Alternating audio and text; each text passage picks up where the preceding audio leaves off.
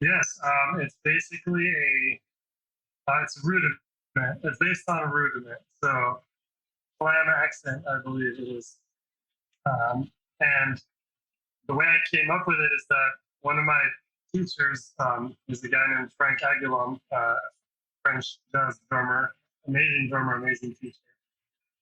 Had said to us, to me and my fellow students, that a good way to kind of integrate something that you're studying theoretically into your drumming is to just play it all over the kit for an amount of time. You know? Yeah. And he said sometimes it's just going to take you like 20 minutes of doing that, and you'll actually have integrated something that's just purely an exercise up to that point, or a sticking pattern or whatever.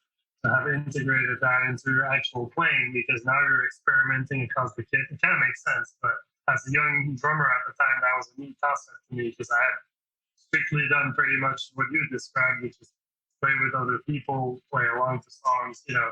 And then I went to school, all of a sudden I studied like this whole concept of like, oh, there's this weird sticking that I've never done. And then after a while you could do it on the snare or whatnot, but now you're like, and now what? You know, now what do I do with this thing, right? So he got me to do that, to kind of take stickings of rudiments or various, you know, patterns and just kind of be like, okay, now I'm going to move one hand to the tom and move one hand to my whatnot, you know, and just kind of see it. Some stuff sounds shit, other stuff sounds great.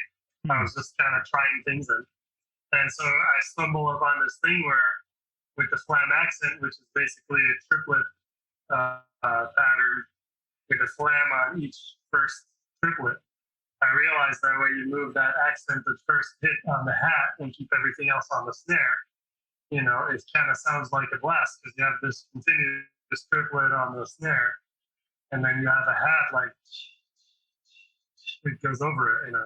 Not properly a blast beat because purists will say like a blast beat has to have every hit on each hand, you know. So Right. now I'm having breaks, you know, in between the hi hat hits, if you know what I mean. Yeah. But you know, anyway, I was like, this is cool. If I just put double kick underneath, that kind of plays the same thing as the hands are doing on the snare, and then you know, now it kind of sounds like this beat, right? Yeah. So I was just like, oh, this is cool, and I didn't think anything of it, but I liked it and started practicing it that way.